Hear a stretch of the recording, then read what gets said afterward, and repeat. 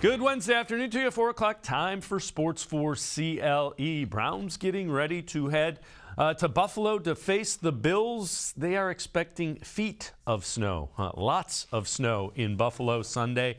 As of now, no talk of moving the game or pushing it back. Important to note, the Bills also have a Thanksgiving Day game, so they're working on a short week already, but they're expecting a couple of feet of snow in Buffalo on Sunday. Sean McDermott dealing with some other issues, trying to get practice in for the Bills today.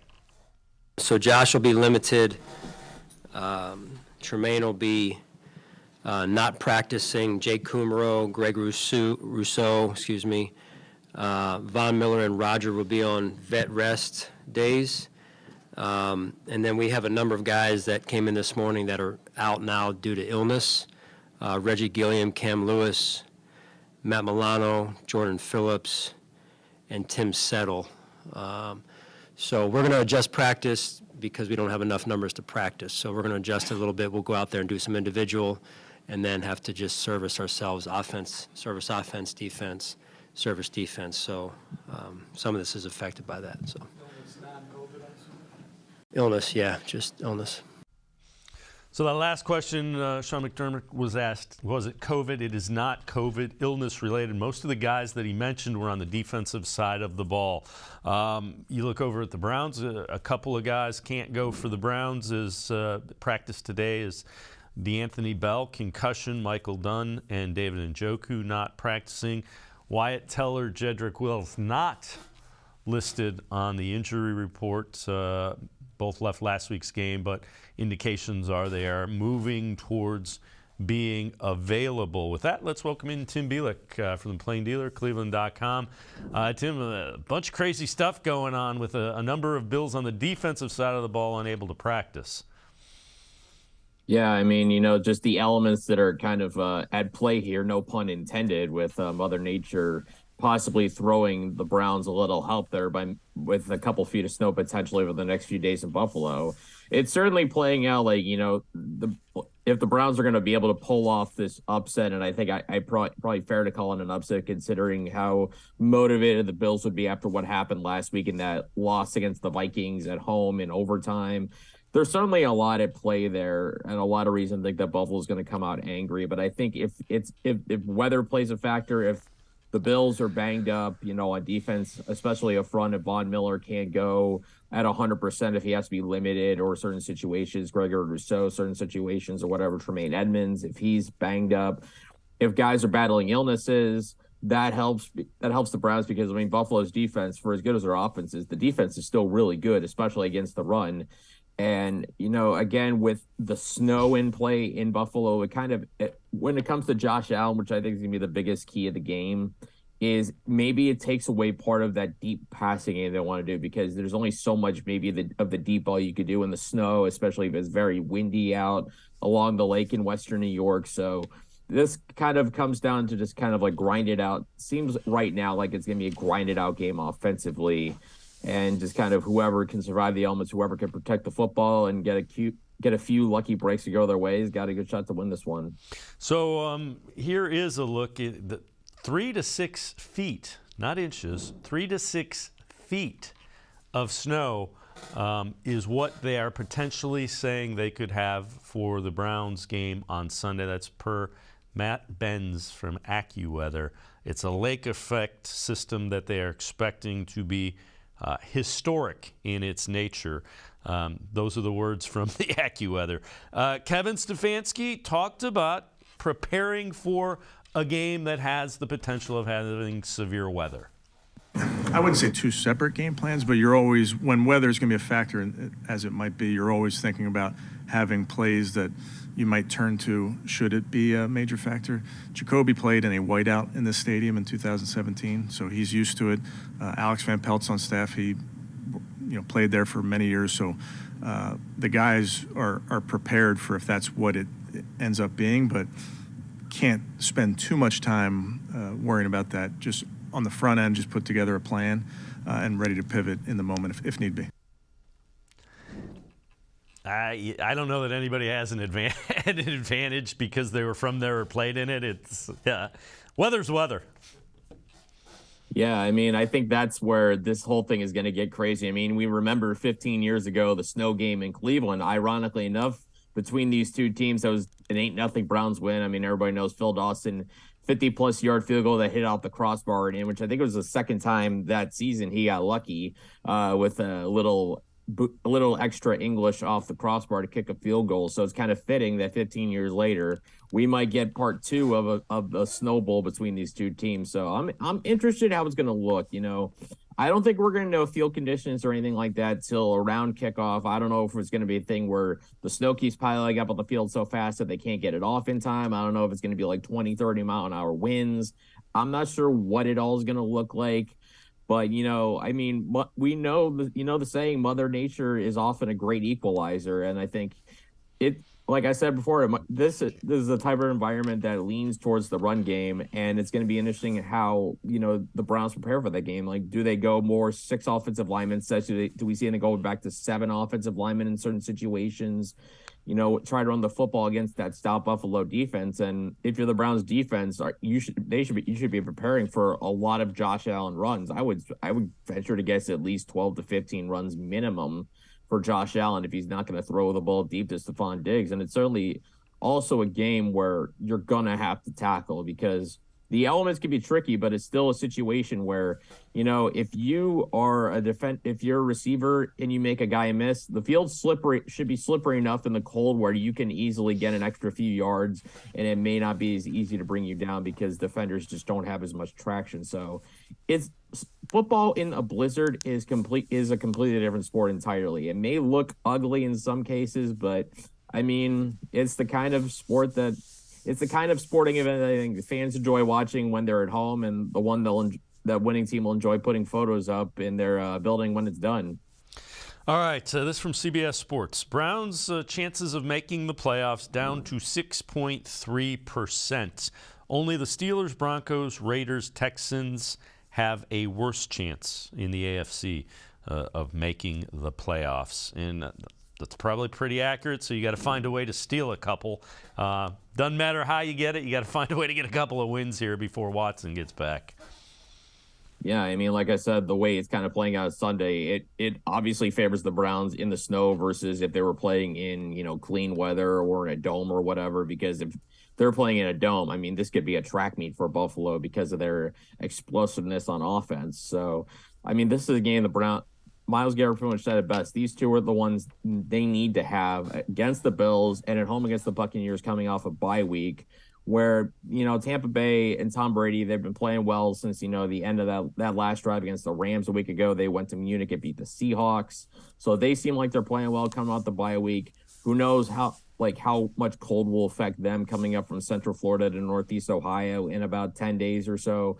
So who knows how that's going to go? I mean, it's the NFL. We've seen, that absolutely anything can happen. I mean, you look at just Monday night, for example, the Commanders just beat the Eagles on their home field by 11 points, despite being an 11-point underdog. So, I mean, the old saying, any given Sunday, plays true. And, if the Browns are going to turn it around, they have to get it done this week and next week. They may not necessarily have to win out to get to the playoffs, but I think at most they can really afford one loss. And even still, the playoff fate might not be in their hands. They kind of have to hope the Ravens and Bengals kind of collapse a little bit. They trip themselves up. And then when Deshaun Watson gets back, the Browns have to hope he can just that the rust that he has kind of comes off pretty quickly, and that he looks like Houston Texans Deshaun Watson pretty fast, because that might be their only bet this season. All right, before we go to break, let's head to the voicemail of Truth and Reason. This is a Browns fan. Last game was booty. I ain't like that game. They need 5 Joe Woods. I'm getting sick and tired of him. They also need 5 Kevin Stefanski. I'm done. Myles Garrett and Jadeveon Clowney should have to suffer. Also, Nick Chubb, Cooper, and Donovan Peoples-Jones. Jacoby Brissett, average quarterback. He's good. He's legend. We need Deshaun Watson to come up good in practice. We need him on that field. I'm tired of losing. I'm tired. We 3-6. This is bad. I'm mad right now. So y'all need to call Kevin Stefanski and tell him he needs to get his act together or he out that door. I've been a Browns fan for 4 years. 2020 was our year, and I was watching that. We need to come back up again. And y'all might as well bring back Baker. If Deshaun Watson ain't good, bring back Baker. I don't care. I need to bring Jarvis Landry back. Bring all the defense from 2020 back. I'm tired of this. And bring Greg Williams back. Thank you. So this is a Brown's version of A Christmas Carol. Bring back the ghost of really bad things from the past. Greg Williams, Baker Mayfield is backing up P.J. Walker when he's healthy. That's all I'm going to say about that. I feel like we had this discussion a few weeks ago with somebody asking why Greg Williams wasn't back. I mean, I don't know. If, He's in the XFL. We researched it. He's a defensive coordinator in the XFL. Well, good for him. He's good for him. Honestly, good for him to get some work. That's always good. Wherever you can get work, go for it. I don't think it makes much sense to bring him back. I mean, we all saw, his last act when he was, a defensive coordinator playing cover 0 in a Hail Mary type situation against the Raiders. Obviously, that cost him his job. He hasn't been back in the NFL since, but yeah, that's why he's not in. That's why he's not in the NFL right now. That's why he's not, a defensive coordinator, or defensive coach anywhere in the NFL. Certainly not in Cleveland. But I think obviously there's a lot of frustration to go around with this team. They're not nearly as good as anybody expected them to be. I think with Jacoby Brissett in some ways, and we'll probably get into this later. He's been about what you could hope for, but I've said before, the rest of the team has to help him win because he's not the type of quarterback that can carry a team to wins by himself. If the rest of the team's playing poorly, particularly on defense, then you're just not going to be able to get a lot of wins. And we've seen just how bad the defense is. And we saw them take that major step back against Miami. So, I mean, we're talking about the same things on this defense right now, and that to me is the big reason why they're 3-6. Kevin Stefanski should be nowhere near on the hot seat. If anything, I think he's gotten about as much out of this offense as you possibly could through the first 9 games. Yeah, I would agree. Tim Bielik and I are going to step aside, take a quick timeout. Other side of the break, we'll continue talking about that defense. Sports4CLE will be right back. Stay with us. Come back to go forward. Back to learning new things. Back to pursuing your dreams. Tri-C has flexible learning options to fit your life. And every year, more than 1,000 local companies provide Tri-C students with real-world learning. The right education can boost your lifetime earning power by hundreds of thousands of dollars. Start now with a college education you can afford. Tri-C, where futures begin. The Ohio Lottery Partners in Education program recognizes role model students and teachers from across Ohio. Nominations can now be done completely online. To nominate a deserving teacher or student, go to ohiolottery.com. In the About section, find Partners in Education. There you will find links to the nomination forms. Students kindergarten through 12th grade can be academic all-stars. Teachers can be honored as a Teacher of the Month. The Ohio Lottery Partners in Education, where stars shine. The Greater Cleveland Sports Hall of Fame celebrates the star athletes and notable sports figures who were born or have made their home in Greater Cleveland. It tells the story of discipline, commitment, perseverance, sportsmanship, and excellence in achievement. It encourages and inspires those who believe in sport and its direct impact on the well-being of our community. Go to clevelandsportshall.com or follow us on Twitter at GCLE Sports HOF for more details.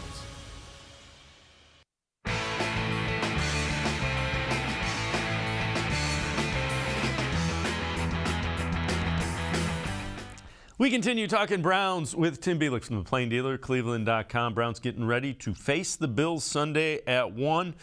Let's head back to the voicemail of Truth and Reason. Hey, Dave. Frank from Cleveland. Few things. Barry did drop the bomb when he didn't sign a couple defensive tackles. He could have went out and got like Sue and Sheldon Richardson if he would come back, stop 1-year contracts. They got the money to do it. 2, I'm tired of hearing like Quincy and G. Bush give up on all these players, Grant Delpit, and every week, get rid of this guy, get rid of that guy, get rid of that. Change ain't going to do nothing. You need to get rid of Joe Woods and maybe give Dick LeBeau a call to bring him out of retirement or somebody else. But I wouldn't cut nobody until I got a new defensive coordinator and see what his suggestions would be. Thanks for taking my call, Dave. Bye. As always, appreciate all of the voicemails. Dick LeBeau's a heck of a defensive coordinator, Tim, but he's 85. He's been in the NFL 50-some years. I kind of agree. I think I don't think the scheme they're playing fits the skill set of the players that they have. A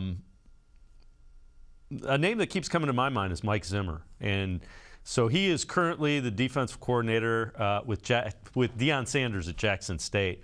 But he has ties to Kevin Stefanski, was the head coach. Minnesota was a successful NFL head coach and was a hell of a defensive coordinator with Cowboys, the Bengals, the Falcons. Yeah, I mean, that would make a lot of sense. I mean, it's just a question of how committed, how willing, he would be to go back to working in the NFL. I think that would make a lot of sense. And I guess the thing I've seen on Twitter, a lot of people saying, well, maybe a good way to go for the future defensive coordinator is the D'Amico Ryans route, where you're looking for a former defensive player, a guy who knows how to play defense in the NFL and has done it at a pretty high level.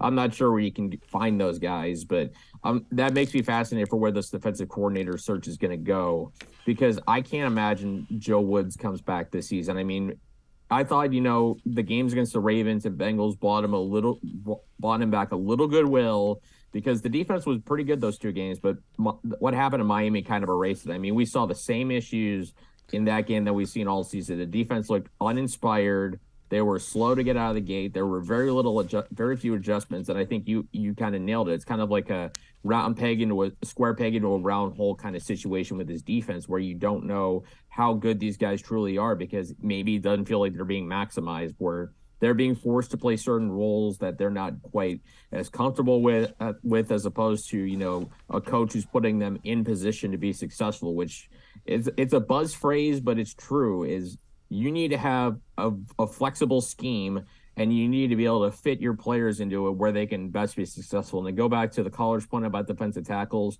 yeah, I think Andrew Berry made a mistake not addressing that in the offseason. Yeah, I think he needs to change his priorities a little bit. I've been on record saying I think he needs to invest in at least one pure nose tackle type, a 330-pound guy who's just going to absorb blocks. And I think that will make the other defensive tackles look better around him. But when it comes to Ndamukong Suh or Sheldon Richardson, I'll just say, it's week 11 of the season. They're still free agents. That, the fact that the teams like the Raiders and the Texans haven't signed them, that those two guys are still free agents, I think that tells you what you need to know about where the NFL feels that Ndamukong Suh and Sheldon Richardson are at this point in their careers. Yeah, I would agree with that point wholeheartedly. Along those lines, so the Browns did sign a guy off of the Dolphins practice squad, and there he is, Ben Still. He was signed off the Dolphins practice squad to the active roster, 6'4", 300. Sounds like they're looking for a younger guy who's a little bit tougher to move from that defensive tackle spot. Yeah, I mean, you just, at this point of the season, with considering the holes they have a defensive tackle, you're just looking to try and see if you can find a gem out there that can play a little bit. Obviously, they tried to bring in Tyler Davidson off the practice squad, but he never came up, so I think that kind of tells you maybe they didn't feel that he could contribute.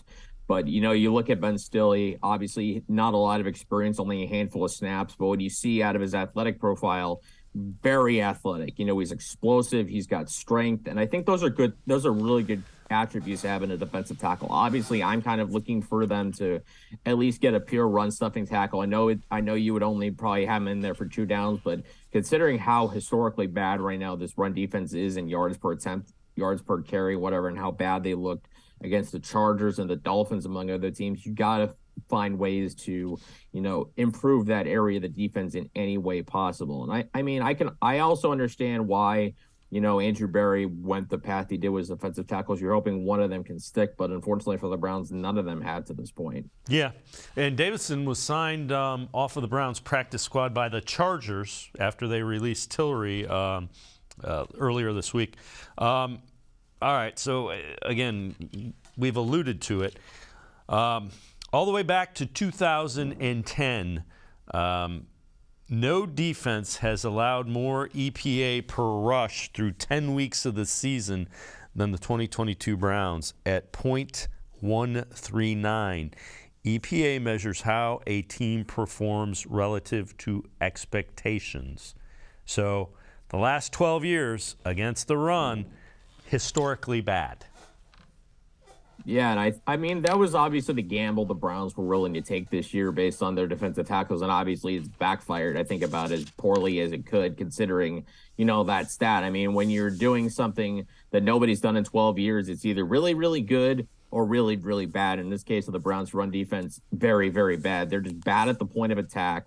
Those defensive tackles are constantly being blown off the ball, and when you have smaller, faster linebackers like Deion Jones, Jeremiah Owusu-Koramoah, when he's healthy, when you're relying on multiple safeties in those situations, you have to have defensive linemen who are going to hold up in the run game. They're not going to let those guards and tackles get to the second level easily. Because when that happens, and it happened time and again on Sunday in Miami, that they were getting blown off the ball, and there was guys were 6 or 7 yards down the field before any Browns defender was in tackling position to even try to bring him down. So it comes down to winning the line of scrimmage, and, personnel plays a role into it, scheme plays a role into it. I don't think there's any one person, that isn't culpable. I think everybody kind of is to blame, from general manager not finding the right fit, to the coach for not putting the players in the right position, to the players for not executing, and frankly for guys like Jordan Elliott and Tommy Togiai to live up to their draft status, because they're mid-round picks. Those are guys that should be capable of performing, and right now, to this point in career, they're just not getting the job done. I mean, I've said that I think they would look better alongside a bigger defensive tackle, but it doesn't seem like that guy's coming in this regular season. Well, the other thing is, in fairness, Walker and Phillips, two of your starters, gone for the year. Clowney has been banged up. Owusu-Koramoah has been banged up. Myles Garrett has been banged up. All right, we said all that. Injuries happen in the NFL. It's a physical sport, but it seems like it's happened, and the Browns haven't been able to adjust. All right, before we go to break, Sean McDermott, Bills head coach, talked about Wyatt Teller. That's a guy the Browns acquired from the Bills for a fifth-round draft pick. He talked about how he's seen the development of Teller. Yeah, he's one of those that, and I'm happy for him. He went on and played his best at another place. That's been an outlier. Most of the time people come here and play their best here. And so one got away from us a little bit there. Love Wyatt. Real proud of what he's been able to accomplish. I know he's been a little bit banged up, so we'll see where it goes this week. But a lot of respect for what he's done. And Tim, he didn't get to play. I think he played a series plus against the Dolphins. So that line and that run game is a lot better with Wyatt Teller in it than not in it. Absolutely. I mean, that was one of the most shrewd moves I think John Dorsey made when he was with the Browns, was getting Wyatt Teller. For what he did. Obviously, he's panned out, I think, better than they could have expected, because now you have two all-pro guards with Joel Bitonio at the left guard and Wyatt Teller at the right guard. And when those two guys are playing together, you can see just how dynamic that run game is, how powerful they are, how athletic they are off the ball, the way they can create holes for Nick Chubb and Kareem Hunt, and just how important that is. And obviously, with Wyatt Teller not in Miami, I know they played a lot of eight-man fronts in Miami, but I think that played a role, I think, obviously, in just why Nick Chubb wasn't able to get going until the game was out of reach. If you have Teller in there, if you have Bitonio in there together, then I think, you can really see this offensive line at its peak. But with Teller banged up, you saw the effects of him not being out there against Miami. Tim Bielik and I are going to step aside, take a quick time out, other side of the break. We'll get back to your comments. More of the voicemail of Truth and Reason. Sports4CLE will be right back. Stay with us. Come back to Go Forward. Back to learning new things. Back to pursuing your dreams. Tri-C has flexible learning options to fit your life. And every year, more than 1,000 local companies provide Tri-C students with real-world learning. The right education can boost your lifetime earning power by hundreds of thousands of dollars. Start now with a college education you can afford. Tri-C, where futures begin.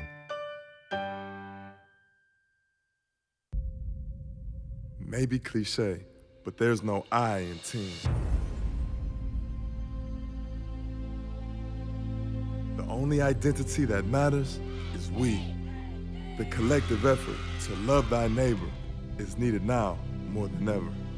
The responsibility behind pronouns such as I, me, and mine impact we, us, and ours. So understand that you make all the difference in the team. He, him, her, or she can't disturb our peace, since we control our destiny as student athletes. This is the power of pronouns. The Ohio Lottery Partners in Education program recognizes role model students and teachers from across Ohio. Nominations can now be done completely online. To nominate a deserving teacher or student, go to ohiolottery.com. In the About section, find Partners in Education. There you will find links to the nomination forms. Students kindergarten through 12th grade can be academic all-stars. Teachers can be honored as a Teacher of the Month. The Ohio Lottery Partners in Education, where stars shine.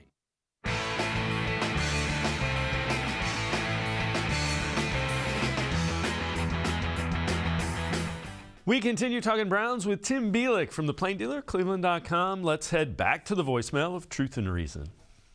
I am so sick and tired of these whiny-ass Browns fans, quote-unquote Browns fans, talking about the Haslam's not wanting a winning team, Coach Stefanski not coaching a winning team, this, that, the other. Let's put the blame where the blame falls, on the defensive coaching staff. We have been so defeated on this Browns defensive coaching side of the ball that they don't know if they're coming or going.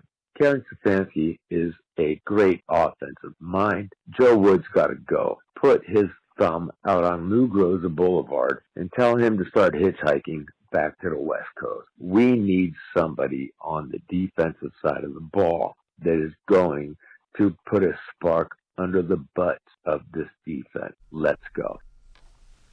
As always, appreciate all of the voicemails. And Tim, we've kind of alluded to it. I don't know that I think the spark comes when they buy in and they feel like you're putting them in positions to succeed. That's an observation from afar. Yeah, and I've said it before, as well, that I think, in addition to scheme, if you're going to be a defense, you need to play with attitude and toughness. And I think, that's reflected from leadership. And it's when that's not there and when so many guys are underperforming, I've said it before, it starts with the defensive staff and Joe Woods. He's got to have a plan and he's got to get these guys ready to go. And, way more often than not this season, that hasn't been the case. I mean, this is one of the worst defenses in the NFL. When you look at this talent on paper, it shouldn't even be close to the bottom. It should be one of the better defensive units, yet they look unprepared. They always look a step slow, and they never look like they're playing physical enough football. They just always look, like I've said before, they're waiting for things to happen, waiting for things to come to them versus, taking ownership and trying to dictate things.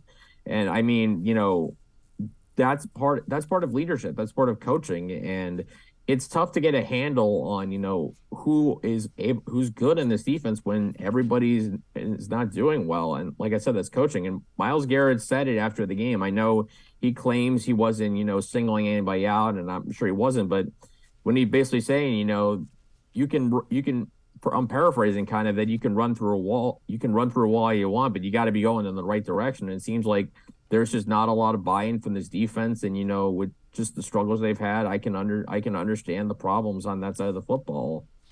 All right, we're going to head back to the voicemail of Truth and Reason. This is in reference to something that we had yesterday. Hi, I was just watching your video on Browns who should not return to the team next season, and I'd like to say that all three of those players are players I like, and I don't think any of the players have been utilized properly by their defensive coordinator, and he's the one who should be gone. The team needs defensive tackles so everybody can play their roles without trying to be a safety and a defensive tackle at the same time, or a linebacker and a defensive tackle. There's Joe Woods that should be gone. So thank you very much, and that's my opinion. As always, appreciate all the voicemails. So the players that we referenced were Greedy Williams, Tommy Togiai, John Johnson. It was from an article on Dog Pound Daily, I believe. Greedy Williams doesn't have is going to be kind of a free agent type of guy. He's not going to be under contract. He might have played himself into a better deal than the Browns can afford, especially with his injury issues. Tommy Togiai has been disappointing. He's one of those younger guys. I know it's only been 2 years. He's a tackle. None of the tackles have played well. And if you don't think John Johnson has been a disappointment, what have you been watching? It's $9 million a year. Now, you might not be asking him to do the things that are his strengths. Okay, but he hasn't been the signing that you had hoped he would have been. No, and I mean, I look at this defense. When you can argue the best thing, the most pleasant surprise, the best good news on this defense is what Martin Emerson has done at corner.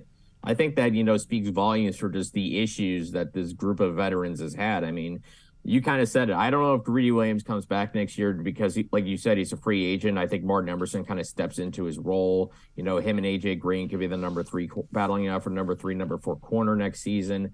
Tommy Togiai, he's been a huge disappointment. I thought that was a great pick for the Browns in the 4th round when they got him. He was coming off playing the best football of his career at Ohio State. I thought, he may not have been the biggest guy, but I thought he played with such great physicality that it would translate, and it just hasn't. For whatever reason, it just hasn't shown up. And John Johnson, I mean, obviously he's supposed to be a vocal leader of this defense. I know he's taking on that leadership, but at some point you got to be able to make some plays.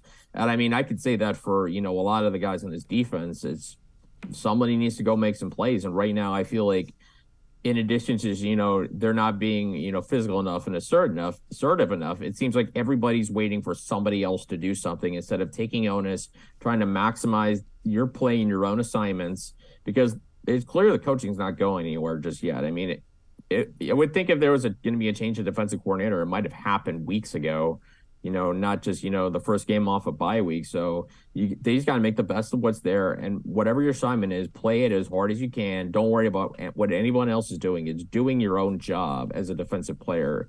It comes down to each individual doing that. And, they're not doing it. Joe Woods isn't putting them in a good position in doing it. When you have those two things together, that's kind of what leads to the issues that the Browns are having on defense. Yeah, and to his point, the Browns are not utilizing some of the – we've talked about it. Yes, but there are still guys that, again, if John Johnson has to find a way to make plays. Okay, they're asking him to be more of a free safety than a box safety. He should be able to do that. I think he thinks he should be able to do that. So, yes, you're correct. They're not putting him in a position to be successful.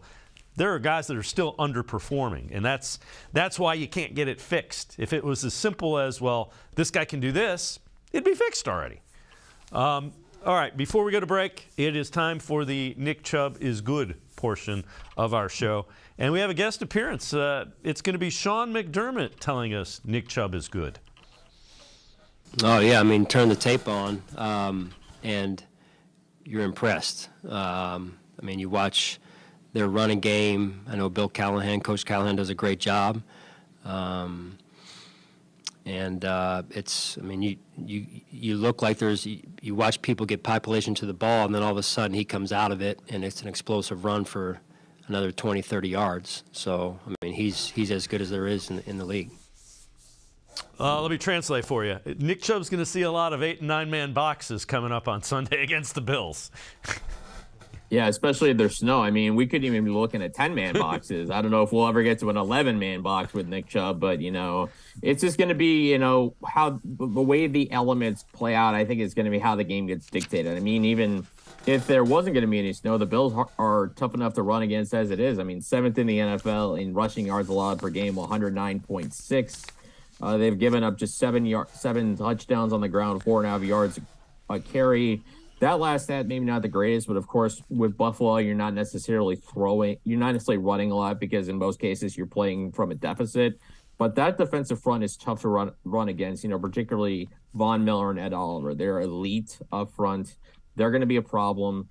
And, this offensive line, we saw how much they struggled in Miami, particularly the tackles.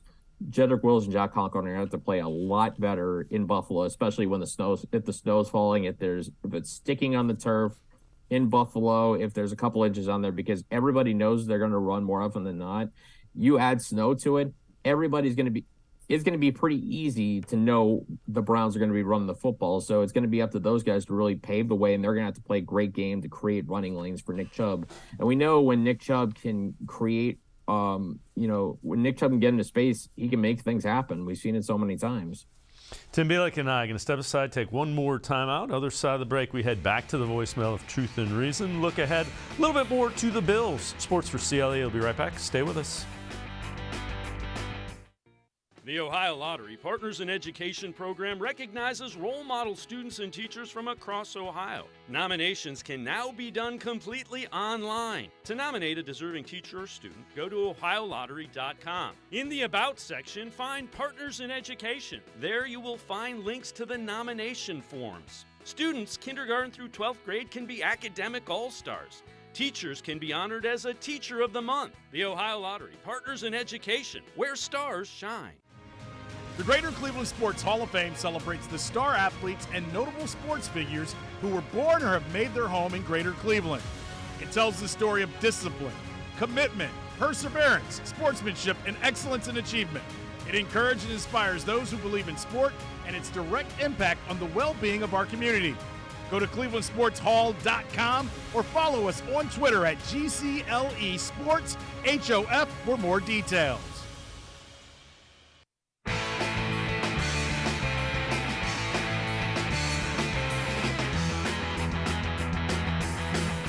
We continue talking Browns with Tim Bielik from the Plain Dealer, cleveland.com. Browns getting ready to face the Bills in Buffalo on Sunday, 1 o'clock. So the longest active streak with consecutive starts with multiple interceptions. Josh Allen with 3, Jameis Winston with 2, and Tim, you just don't want to be on any type of stat, graphic, Twitter thing that involves the words interceptions and Jameis Winston. Those are things you want to avoid as a quarterback. But Josh Allen's thrown multiple interceptions, three straight games, which Browns have had trouble with that. They need to take advantage of that if they can. Yeah, and I mean, there's been some head-scratching interceptions. I think there was one in particular a week ago against the Jets in New York where he had a bizarre red zone interception that I think I was watching on Red Zone, and I was kind of surprised he threw that. And I think with Josh Allen, he's kind of going through this year what Patrick Mahomes went through a year ago, which is, yeah, he's putting up very good numbers. He's leading his team to a bunch of wins, but the turnover bug is just biting him, and it keeps biting him. And I mean, multiple turnovers again last week, against the Vikings through the game-ending interception in the end zone to Patrick Peterson. I mean, that's really the only thing that's derailing this Buffalo offense is, self-inflicted wounds with Josh Allen not protecting the football. And we saw what that did to Mahomes. I mean, we all know that interception he threw in the playoffs in the AFC Championship game against the Bengals, that bizarre one he threw, I think it was into double or triple coverage that led to the Evan McPherson field goal. And if Josh Allen's not careful, if he doesn't get this corrected now, who knows when that's going to rear its head again. But if the Browns are going to get themselves back back going defensively in any way, shape, or form, they got to figure out, watch those last 2 games, see what the Jets and the Vikings were able to do defensively against Josh Allen and try to mimic that in the best way, in whatever way they can, to see if they can get another 1 or 2 of those picks, because if they don't, they could be in a world of hurt. So Bills have had some of the same issues as the Browns the last few games. They have not scored a touchdown in the second half or overtime in each of their last 3 games. They've been outscored by a total of 43-12. All right, Tim, what are some of the keys in this for the Browns? What do you see the Browns needing to do to get a win? And they need to start stacking some wins, or the Deshaun Watson games are going to be pretty meaningless. I mean, they're going to have to find a way to win up front. I think that's the biggest thing. We know the Bills are very good on the defensive front. The Browns at least have to make a stalemate up front. Whether or not, it's going to there's going to be snow on the ground or it's just going to be cold and windy. We don't know what it's going to look like on Sunday, but they have to really be able to neutralize that front. And on defense, they have to just try and find a way to make Josh Allen one-dimensional. You can't have him be a runner. Especially, like I said, if it's a snow game where he might go 15 to 20 runs, kind of a la what Tim Tebow used to do in college, albeit to a much more dangerous degree. But you got to find a way to limit his running ability, make him a thrower. I know that's a dangerous proposition because we know he's elite with his arm, but when you let him do whatever he wants with his arm and legs, it's game over. So they have to be able to limit his running ability. They have to be able to tackle in space defensively, and they have to simply find a way to take the football away. I mean, they just have to get the football out of Josh Allen's hands. They have to be able to take it away and, shorten this game up and, hope they can lean on their run. Hopefully, they can find a few passing plays, and they're going to have to get a lead early to try and put a little more doubt in Buffalo because, they're going to be angry off what happened on Sunday. Josh Allen's angry. If you can get a lead on them and, the weather starts to worsen, it's the second half and you got a lead and all of a sudden, like you said, they've struggled. They haven't scored a single touchdown after the first half in the last 3 games. Maybe you feel like you could pull something off because this is going to be an upset situation. If they're going to pull off this upset, they need to be winning early and they need to feel like they have the confidence to play it through because we know this is a team that, they play very well when they're in front, but when they're behind, they have problems catching up.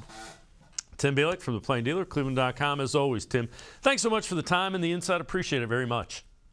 You got it. Thanks for having me, guys. Have a good day. All right, Tim Bielik. Make sure you check him out. Pages of the Plain Dealer and on cleveland.com. We're going to step aside, take a quick time out. We will continue talking Browns. Ashley Bastock, Browns beat reporter from the Plain Dealer, cleveland.com. Straight ahead. Stay with us on Sports4CLE. Come back to go forward. Back to learning new things. Back to pursuing your dreams. Tri-C has flexible learning options to fit your life. And every year, more than 1,000 local companies provide Tri-C students with real-world learning. The right education can boost your lifetime earning power by hundreds of thousands of dollars.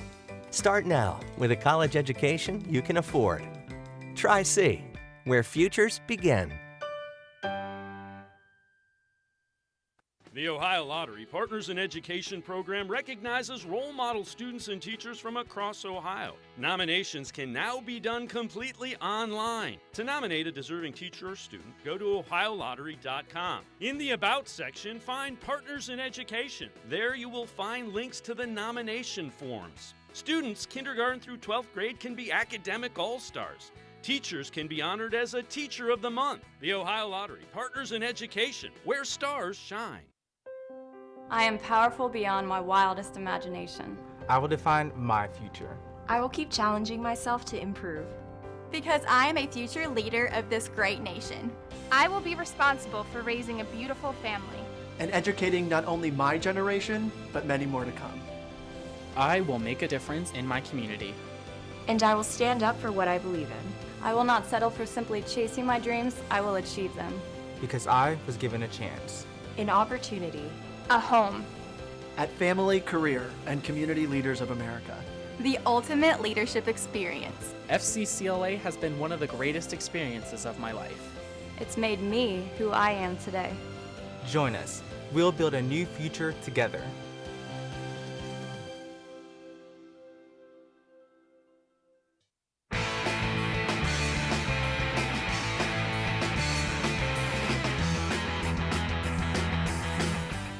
We continue talking Browns here on Sports4CLE. Let's head back to the voicemail of Truth and Reason. Hi, this is Rico. Most fans want Stefanski fired, but I still want him to get his much-deserved shot with Watson. Now, I know some people might say, why does he deserve a shot? But in my opinion, he does, because of the hand he has been dealt since he's been here. In year one, he had Baker Mayfield playing at extremely high level. Say what you will about Baker, but his stats said that he was a top 10 quarterback through the second half of the 2020 season and made the playoffs. In 2021, he had a one-arm Baker and still got us to 8 wins. Now in 2022, he has a career backup in Jacoby Brissett playing at a decent level. I've said this before, but every single great coach in the history of the league has had a franchise quarterback. And, I'm not saying that Stefanski will become great, but I think we should give him a chance to find out if he will be once Watson steps on the field. Just my thoughts. Go Browns. As always, appreciate all of the voicemails. Let's welcome in Ashley Bastock from the Plain Dealer, cleveland.com. Ashley, I think he makes a very valid point. The other thing I would say, Kevin Stefanski has not had a quote-unquote normal offseason to prepare a team. You had COVID, you had the whole thing with Watson. Is it going to be 4 games, 6 games, 11 games? So I get it, and I agree wholeheartedly with that point of the call? Yeah, I mean, I think a hypothetical decision, I should say, if the Browns would decide, we need to go in another direction, like some fans seem to want for whatever reason, like it's just not feasible. Like Kevin Stefanski is definitely their guy. I think a lot more would have to go wrong. And that voicemail kind of, I think, nailed the crux of it, right? He hasn't had a chance to show what this team, what this offense can look like when Deshaun Watson is the one out there. And like you said, Dave, too, I mean, on top of it, all the COVID regulations and things that these teams had to deal with the last 2 years. I mean, the fact that he came in his first year and won Coach of the Year, I think everyone is just maybe expecting more because of that in terms of fans. But it has been a hard hand, I think, that he's been dealt. And I think that for as much as, sometimes this year I've thought the offense looks like they are running a Deshaun Watson offense for Jacoby Brissett at times, I think the offense for, as decent as Jacoby has played is going to look totally different when Deshaun Watson is out there, not just because of his physical abilities, but because of the way he can process a game. And when that is happening, I think it's going to make Kevin Stefanski and his system end up looking a lot better. Yeah, I agree, and I'm really anxious to see it. I think those 6 games, regardless of what their record is, are going to be important just for Kevin Stefanski. Let's kind of tweak this a little bit. I know you dealt with this on the Orange and Brown Talk podcast. What do you think it would have looked like if the Browns would have taken Josh Allen, the guy who they're getting ready to face against the Bills? Yeah, it's definitely interesting, right? Because Josh Allen, as good as he is, obviously he had to kind of develop into this, and he was really in the perfect spot in Buffalo and on the podcast. And I know I brought up this point. It is interesting to wonder if he or a guy like Lamar Jackson, right, would have become the same kind of Josh Allen or the same kind of Lamar Jackson that we see today, had they been here and had they had to deal with everything Baker Mayfield did and the change in coordinators and changing head coaches and all the losing and all of that. But I will say, I did bring this up yesterday too, that if the roles were flipped and you just swapped Baker Mayfield and Josh Allen, I don't think Baker Mayfield is doing the same things Josh Allen is doing if he's somehow landed in Buffalo outside of the turmoil that was happening in Cleveland. So when you look back at those drafts, it's obviously the Browns should have taken Josh Allen given the products that are on the field currently. And it would have been a pretty formidable team. Think about how much the Browns still love to run, obviously. If they had a true dual threat quarterback like that all these years, I can't imagine the damage on the ground that Josh Allen and Nick Chubb could be doing. And not to spoil the whole podcast, but in our, when we redrafted the top 10 picks, that's what the Browns ended up with: Josh Allen at 1 and Nick Chubb at 2. So at number 4 with the second pick. And again, so much of a quarterback particular development is relative to who your coach is, what your offense is, what you're asking him to do, how patient you are. So all valid points. This is kind of interesting too. So let's take a look at the Browns' top 2 receivers, Donovan Peoples-Jones and Amari Cooper. Last 6 games, you see Donovan Peoples-Jones, 40 targets, 28 receptions, 450-ish yards, no touchdowns. You see 2.3 yards per route run. Amari Cooper, 42 targets, 23 receptions, 366, 3 touchdowns, 1.91 yards per. The bottom line is Donovan Peoples-Jones is developing into a really good NFL wide receiver.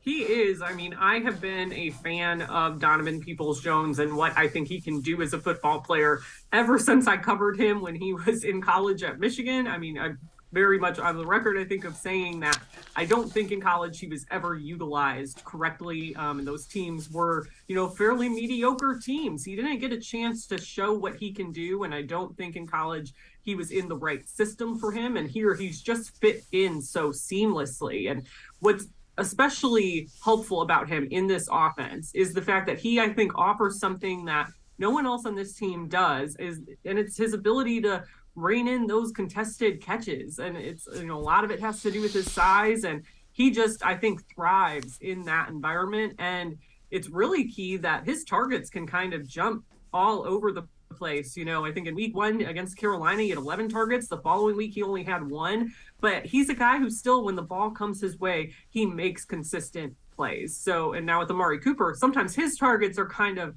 back and forth like that as well. And that's the unfortunate part, because that's the guy who you want to be your number 1 receiver. For as good as Donovan is, he is not that number 1 receiver Amari Cooper is. So that's when I think sometimes when you watch the offense, it gets a little frustrating to see Amari Cooper only targeted like less than 5 times in some cases. Yeah, the thing that I think is underappreciated about Donovan Peoples-Jones, if it's 3rd and 6, he runs a 6.5-yard route instead of a 5.5-yard route, and he catches the ball contested and he gets the first down. All good teams have a guy like that, and that's a skill that is underappreciated by most. I guarantee you the quarterbacks and the coaches appreciate that a whole lot about Donovan Peoples-Jones. This is kind of interesting, and I'm going to disagree with some of this. This is from CBSSports.com. One thing we learned about each team in Week 10. And for the Browns, what happened to the run game? Kareem Hunt is supposed to be the best number 2 running back in the NFL. Yet he just had 6 carries for 9 yards, 26 carries for 67 yards, 2.6 yards per carry over the past 4 games. Cleveland just hasn't been effective in the run game as it has in years past. I don't argue about the Kareem Hunt stuff, but the Browns are averaging 5 yards a carry, have 5th most rushing yards in the NFL, have the 2nd most rushing touchdowns, 16. That's just 1 behind Philadelphia. I'm not quite sure what he means by they haven't been as effective in the run game as in years past. Run game hadn't been a problem. Yeah, I think there might be some recency bias there. I mean, because they weren't, very good against the Dolphins. Absolutely. But it's not, I don't think, fair to look at this entire year as that. I think maybe it's some recency bias, some feeding into some conversation on Twitter about Nick Chubb should be getting more carries.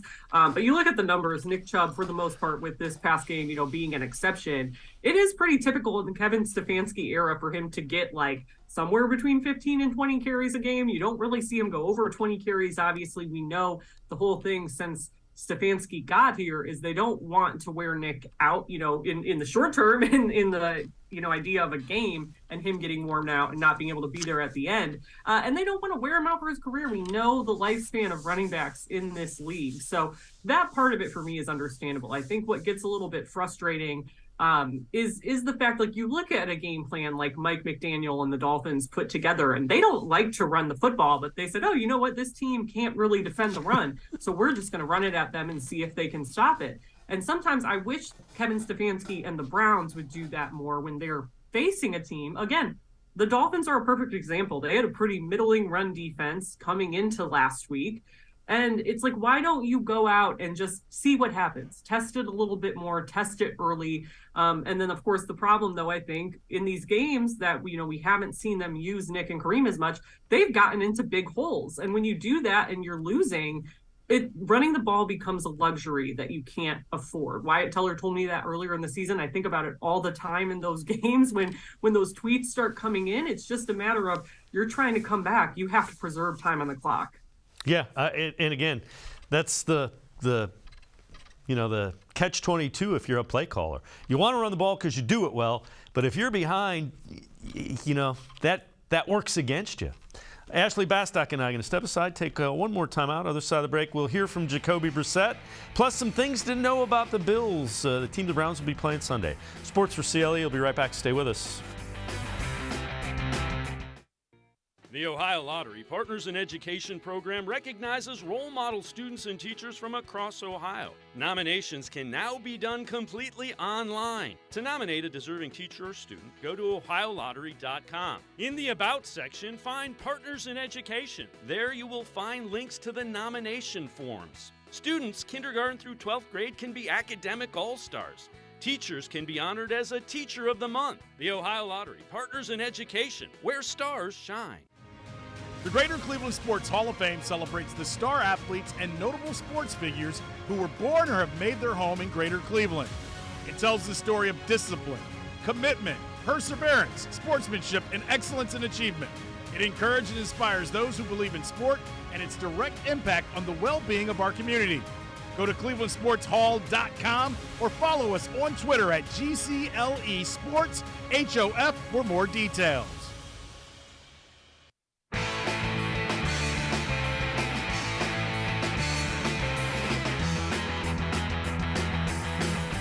We continue talking Browns with Ashley Bastock, Browns beat reporter for the Plain Dealer, cleveland.com.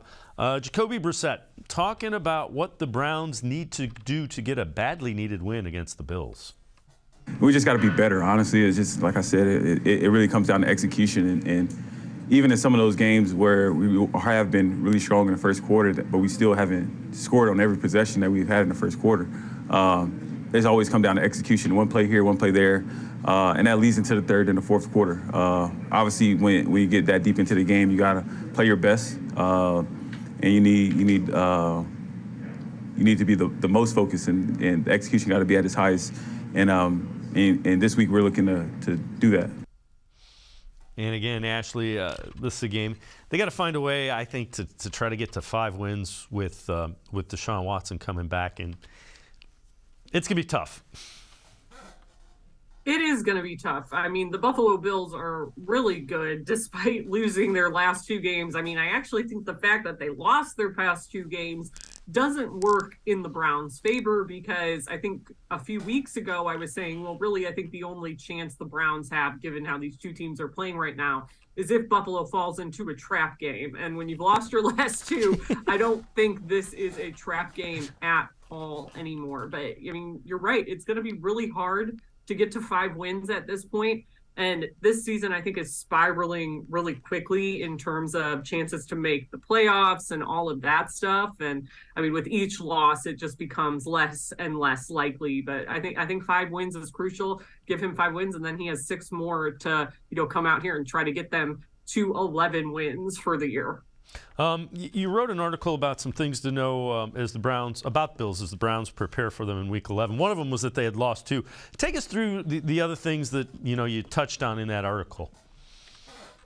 Yeah, I mean, the second thing, besides the fact that they've lost 2, and I think that means an angry Bills team and an angry Josh Allen, is kind of just a reminder of how good Josh Allen is. He's the number 2 passer in the league currently, but the number 11 rusher in the league. He's better than most running backs. He has almost like 500 rushing yards. So I think that's important to know, but it's also important to know that he has been prone, of course, throughout his career to throwing interceptions. But the problem is the Browns are one of the worst teams in the league at generating takeaways. They're ranked in the low 20s. I don't have them in front of me. I believe they only have 3 interceptions for the year. Josh Allen has thrown a league-leading 10 interceptions. So there is an opportunity there for Cleveland to maybe get some of those takeaways to come in bunches, like players are always talking about, because Josh Allen, is prone to that historically. So I think that's definitely something to know on top of the last 2 losses.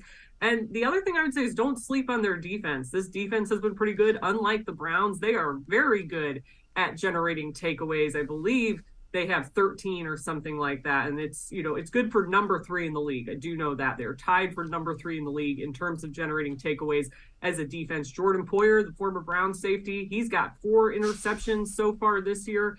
So overall, I mean, this offense has been the story for them, but for as good as the offense has been, the defense has really given this offense even more chances. So I think all of that is key to know. On top of, hey, we don't know what the weather is going to look like in this game. Buffalo could be under 2 feet of snow for all we know by the time we get there. So that's a bonus thing to know.